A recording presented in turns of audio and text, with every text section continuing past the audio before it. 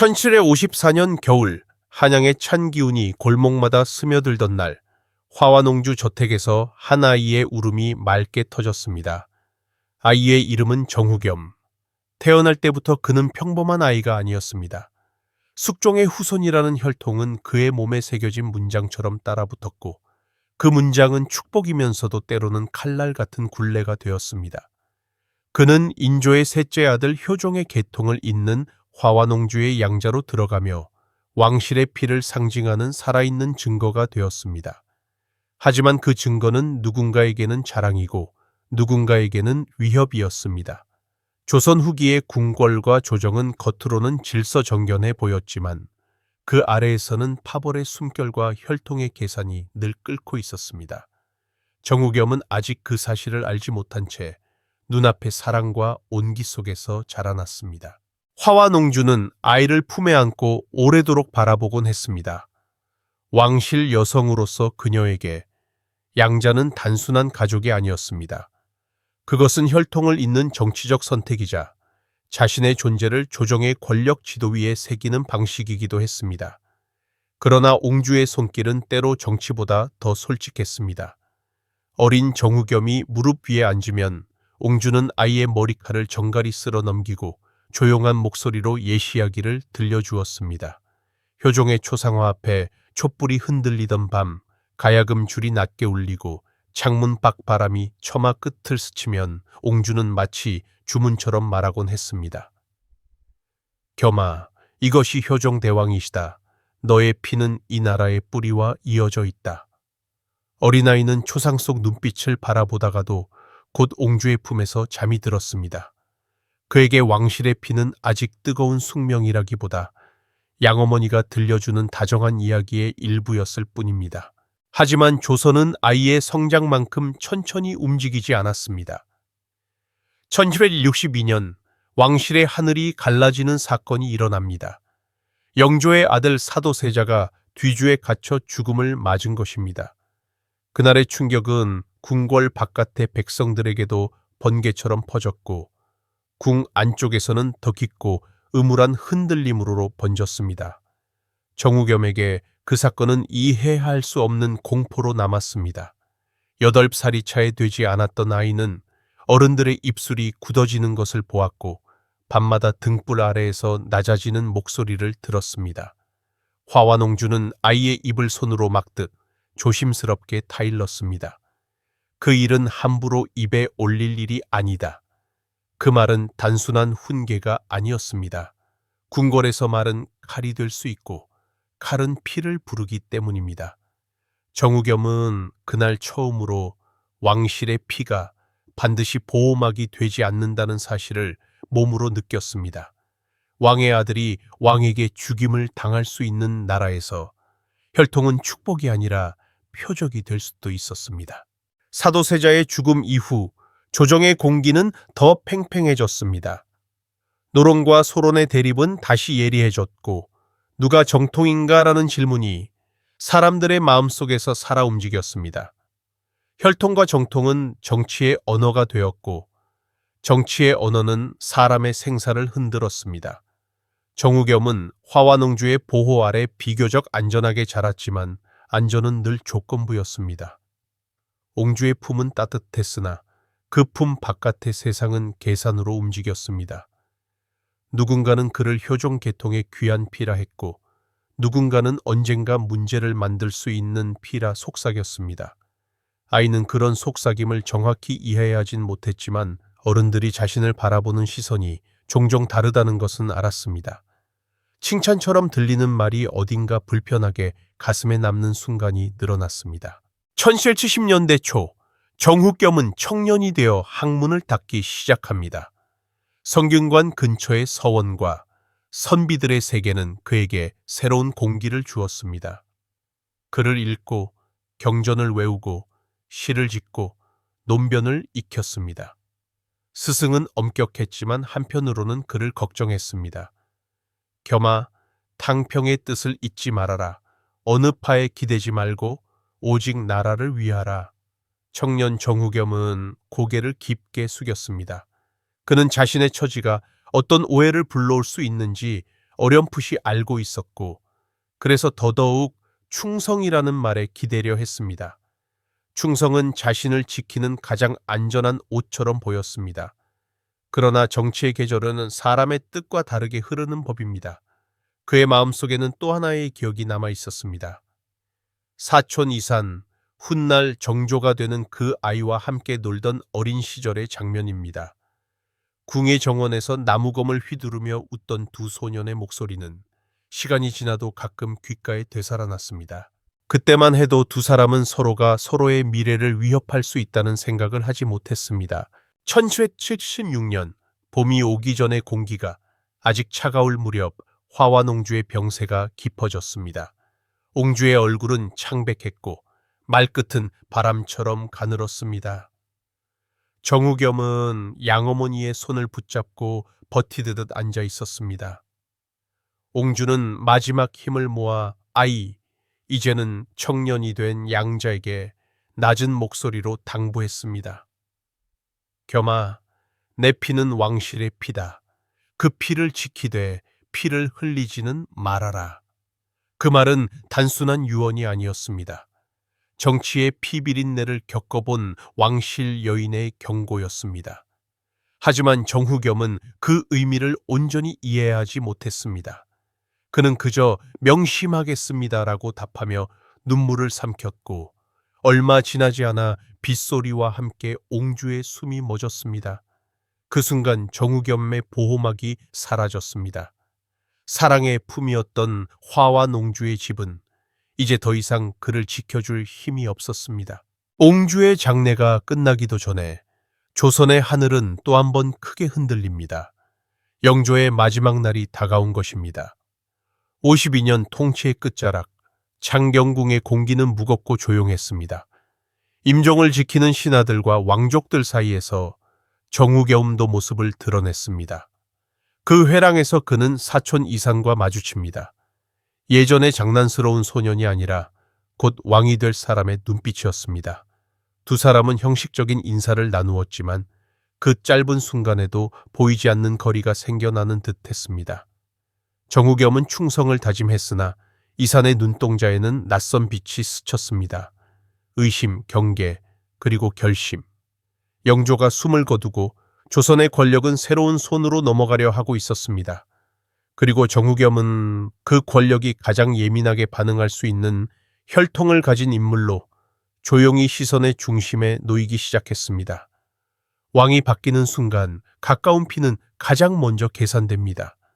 정우겸의 비극은 바로 그 계산의 문턱에서 이제 막 그림자를 들이우기 시작했습니다. 영조의 승하 이후 조선의 시간은 눈에 띄게 빨라졌습니다. 왕의 죽음은 단순한 끝이 아니라 새로운 계산의 시작이었고 그 계산은 늘 가장 약해 보이면서도 가장 위험한 존재를 먼저 향했습니다. 정조의 즉위를 준비하는 궁궐은 겉으로는 엄숙하고 질서정연했지만 그 이면에서는 수많은 시선과 소문이 얽히며 끊임없이 움직이고 있었습니다. 정우겸은 그 소용돌이 한가운데 서 있었습니다. 그는 스스로를 충신이라 믿었고 실제로도 그러하고자 애썼습니다. 그러나 조선의 정치에서 믿음은 언제나 상대적인 것이었고 혈통을 가진 자의 충성은 늘 의심부터 받았습니다. 정조의 즉위가 다가오자 한양의 밤은 낮보다 더 분주해졌습니다. 낮에는 공식적인 조문과 의례가 이어졌고 밤이 되면 관리들의 은밀한 모임이 열렸습니다. 정우겸의 이름은 그 자리에서 자주 언급되었습니다. 효종의 계통을 잇는 피, 사도세자의 피가 아닌 안전한 혈통, 노론이 내세울 수 있는 상징. 이런 말들은 그가 없는 자리에서 오갔고 그 말들은 점점 하나의 그림을 그려 나갔습니다. 정우겸은 몇 차례 그런 모임에 불려 나갔지만 그는 그저 조심스럽게 앉아 있었을 뿐입니다. 왕위 계승을 논하는 말이 나올 때마다 그는 손을 내저으며 선을 그었습니다. 자신은 왕을 보좌하는 신하일 뿐이며 혈통을 앞설 생각이 없다고 분명히 말했습니다. 하지만 정치란 말하지 않은 의도까지 해석하는 세계였습니다. 그의 침묵과 참석 자체가 이미 누군가에게는 충분한 신호로 읽히고 있었습니다. 1776년 봄, 종묘에서 정조의 즉위식이 거행되었습니다. 북과징 소리가 하늘을 울리고 붉은 골룡포를 입은 정조가 왕좌에 오르는 순간 조선은 새로운 시대를 맞이했습니다. 정우겸은 그 장면을 멀찍이서 바라보았습니다. 어린 시절 함께 웃던 사촌이 이제는 왕이 되어 있었습니다. 그는 진심으로 축하의 마음을 품었지만 동시에 설명할 수 없는 불안이 가슴 한쪽에 자리 잡았습니다. 즉위식 이후 한 내시가 다가와 낮은 목소리로 속삭였습니다. 전하께서 대감을 경계하신다 하옵니다. 그 말은 칼처럼 짧았고 그 의미는 무거웠습니다. 정우겸은 웃음으로 넘기려 했지만 그날 이후 그의 일상은 조금씩 달라지기 시작했습니다. 궁 안에서 그를 바라보는 시선이 전보다 조심스러워졌고 인사 한마디에도 묘한 거리감이 생겼습니다. 정조와의 첫 독대는 그 불안을 더욱 선명하게 만들었습니다. 어전에서 마주한 정조의 얼굴은 차분했지만 그 눈빛은 이전과 달랐습니다. 정조는 정후겸에게 혈통의 의미를 물었고 사도세자의 죽음을 언급했습니다. 그것은 단순한 역사적 질문이 아니었습니다. 왕권을 위협하는 모든 가능성에 대한 경고였습니다. 정후겸은 충성을 다짐했지만 정조의 말 속에는 이미 결론에 가까운 인식이 담겨 있었습니다. 혈통은 책임이며 동시에 제거해야 할 위험이 될 수 있다는 인식 말입니다. 정후겸은 그날 어전을 나서며 자신이 더 이상 어린 시절의 사촌으로 대우받지 않는다는 사실을 깨달았습니다. 그는 이제 관리해야 할 변수가 되어 있었습니다. 며칠 뒤 정조는 정후겸을 사냥에 초대했습니다. 겉으로는 친근한 행사였지만 숲속에서 오간 대화는 날카로웠습니다. 정조는 노론과 사도세자 사건을 다시 꺼냈고 정후겸이 관리들과 만났다는 사실을 정확히 알고 있었습니다. 정후겸은 해명하려 애썼지만 이미 설명은 변명이 되어 있었습니다. 정치에서 가장 위험한 것은 의도가 아니라 연결이었습니다. 정조의 말은 분명했습니다. 회합에 참석했다는 것만으로도 충분하다. 그 한 문장은 정후겸의 가슴을 깊이 찔렀습니다. 그는 그 순간 자신의 순진함을 깨달았습니다.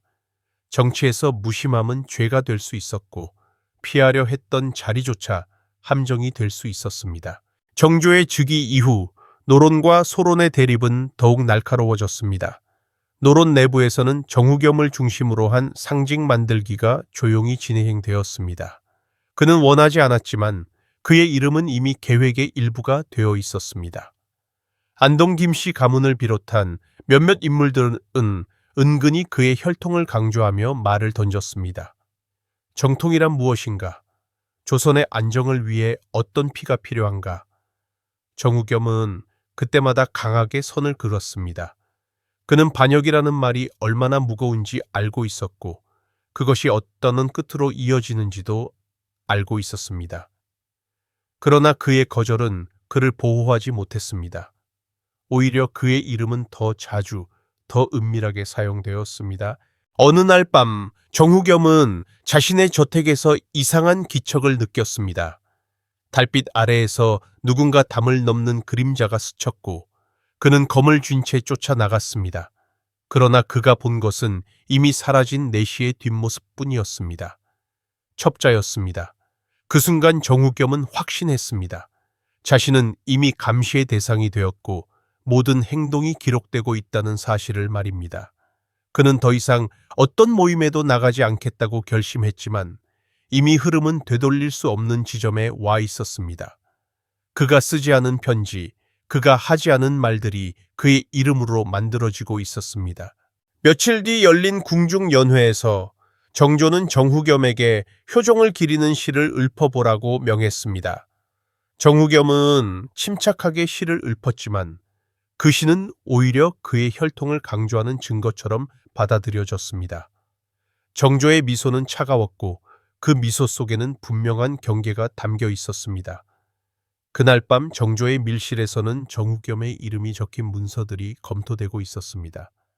위조된 편지와 과장된 보고는 하나의 이야기로 엮이고 있었고 그 이야기는 이미 반역이라는 결론을 향해 달리고 있었습니다.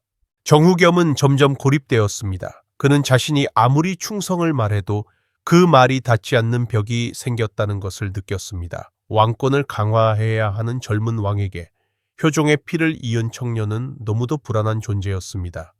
정조에게 정후겸은 사촌이었지만 동시에 사도세자의 비극 이후 결코 방치할 수 없는 가능성이었습니다.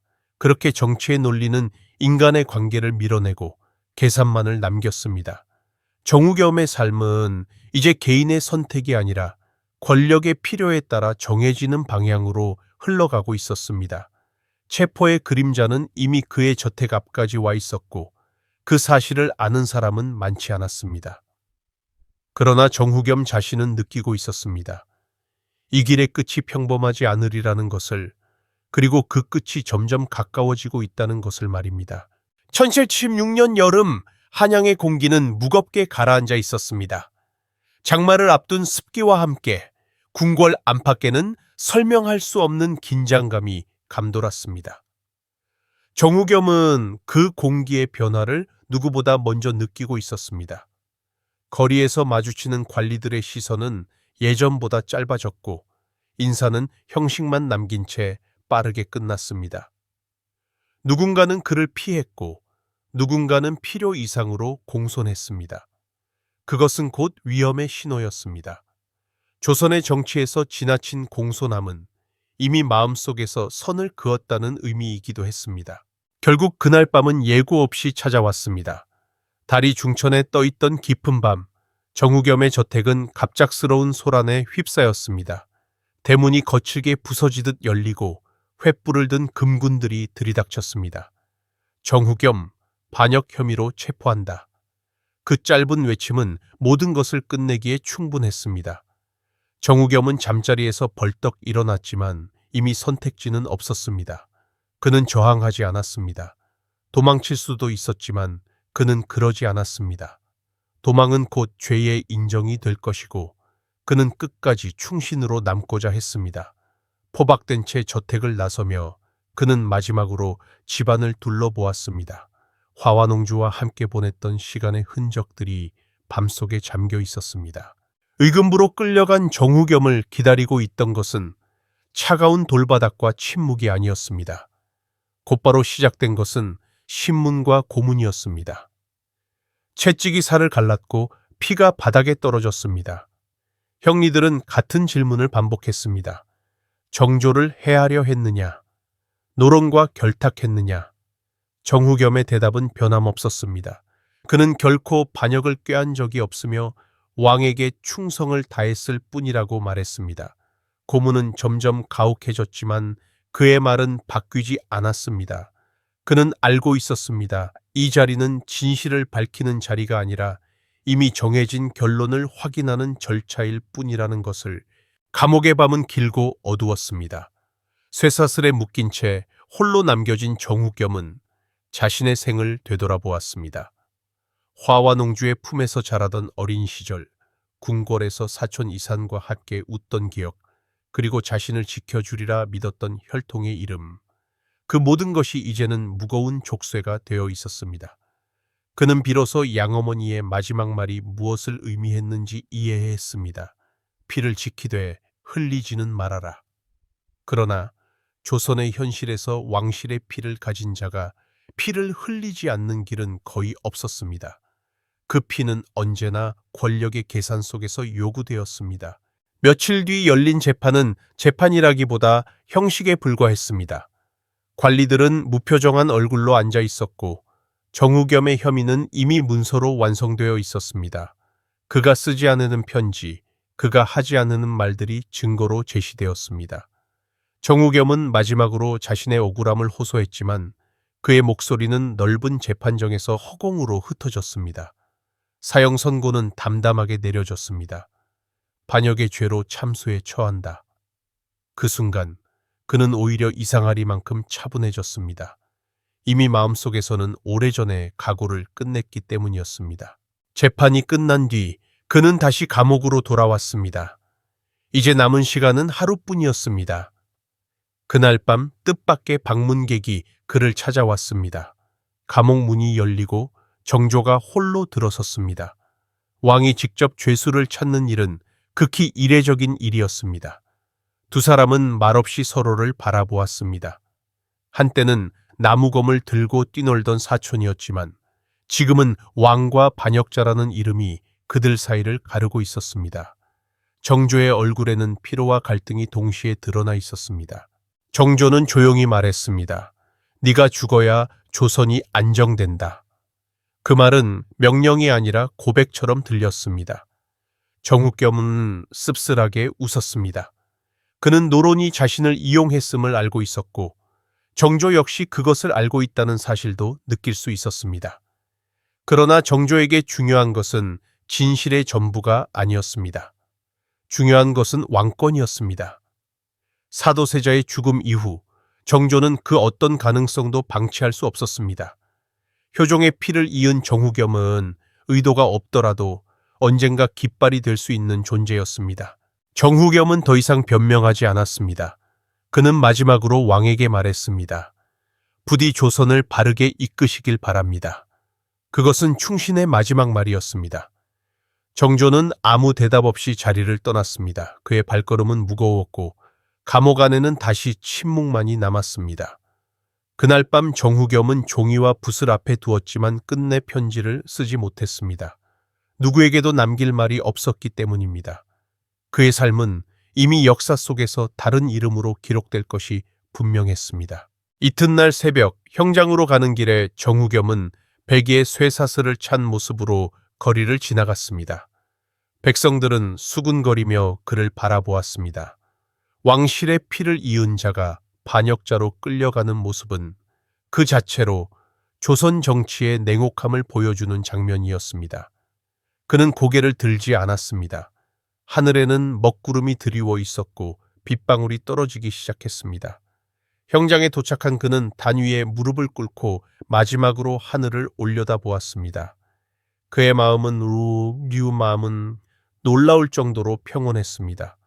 그는 자신의 죽음이 어떤 의미로 쓰일지 이미 알고 있었습니다. 도끼가 내려오는 순간 비는 더욱 거세졌습니다. 정후겸의 생은 그렇게 끝났습니다. 23해의 짧은 생애였습니다. 그의 죽음은 조용히 처리되었고 시신은 은밀히 수습되었습니다. 그러나 그 피는 조선의 정치사에 깊은 흔적을 남겼습니다. 정조는 그날 밤 사도세자의 초상 앞에 홀로 앉아 있었습니다.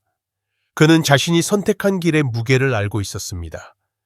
정후겸의 죽음은 왕권 강화를 위한 첫 번째 피였고 동시에 그가 평생 짊어져야 할 짐이었습니다. 정후겸의 처형이 끝난 뒤 조선의 시간은 아무 일도 없었다는 듯 다시 흘러가기 시작했습니다.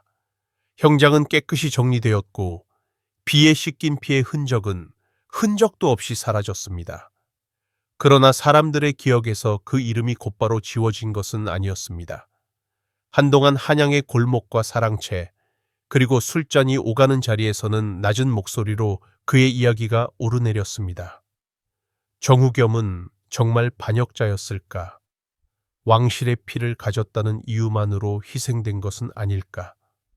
하지만 그런 말들은 오래가지 못했습니다. 조선은 늘 그래왔듯 살아남은 자들의 질서에 빠르게 적응해 갔습니다. 정조에게 정후겸의 죽음은 통치의 시작을 알리는 피의 표식이었습니다. 그는 왕위에 오르자마자 가장 위험하다고 판단한 가능성을 제거했습니다. 그 결정은 정치적으로는 효과적이었습니다. 노론 내부는 크게 흔들렸고 정조가 결코 만만한 군주가 아니라는 사실이 분명해졌습니다. 관리들은 이전보다 훨씬 신중해졌고 왕의 의중을 살피는데 더 많은 공을 들이기 시작했습니다. 정조는 그 틈을 놓치지 않았습니다. 그는 곧바로 규장각을 설립하라고 자신의 개혁 정치를 본격적으로 추진하기 시작했습니다.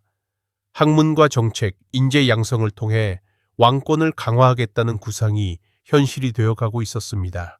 그러나 밤이 되면 정조의 마음은 쉽게 잠들지 못했습니다. 창덕궁 깊은 곳에서 홀로 사도세자의 초상 앞에 앉아있던 그는 종종 정후겸의 얼굴을 떠올렸습니다.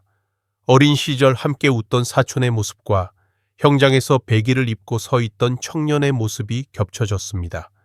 그는 스스로에게 묻곤 했습니다. 이것이 정말로 옳은 선택이었는가?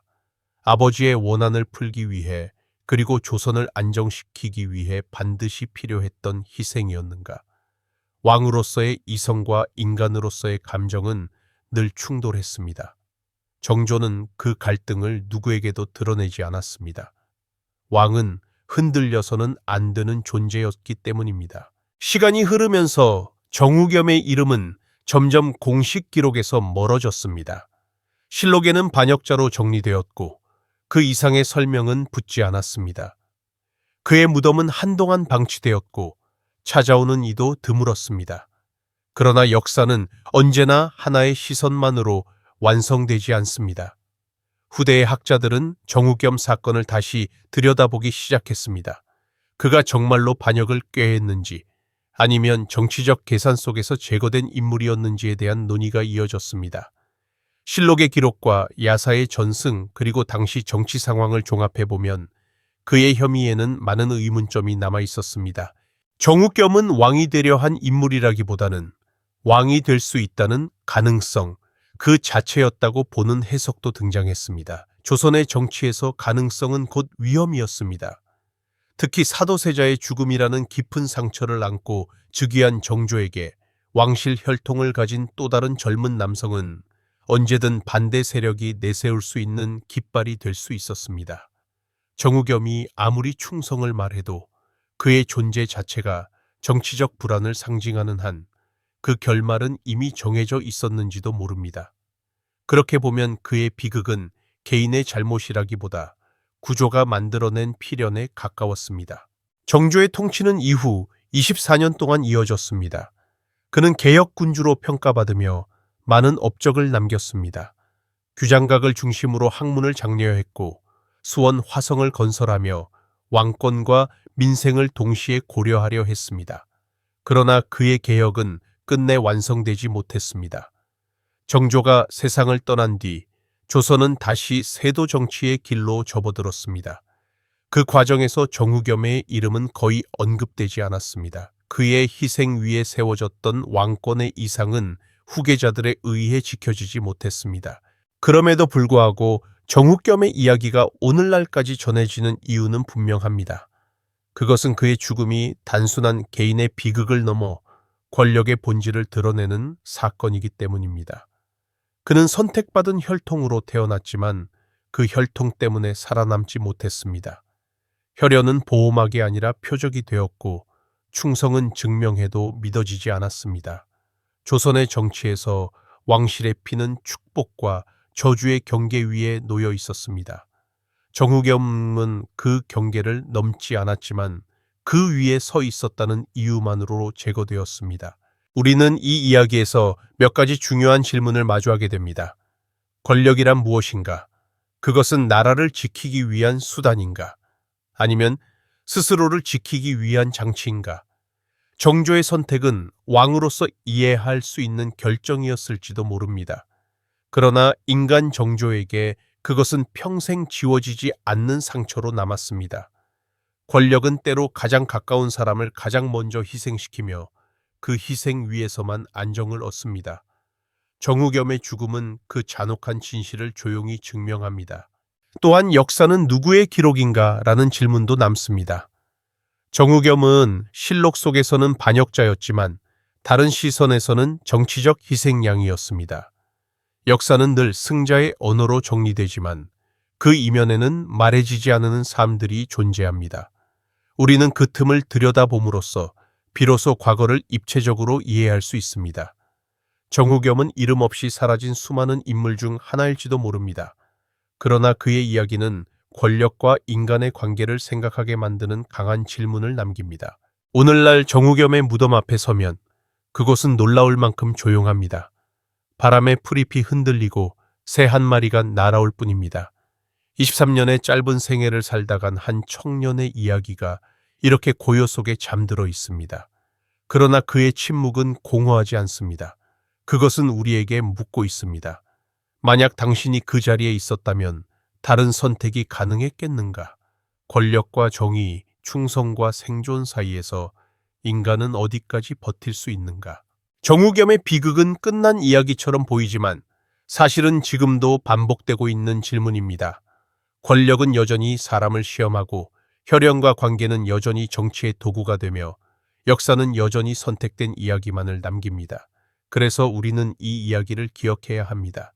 화려한 왕의 업적 뒤에 이렇게 조용히 사라진 이름이 있었음을, 그 이름이 남긴 질문이 아직도 유효하다는 사실을 말입니다.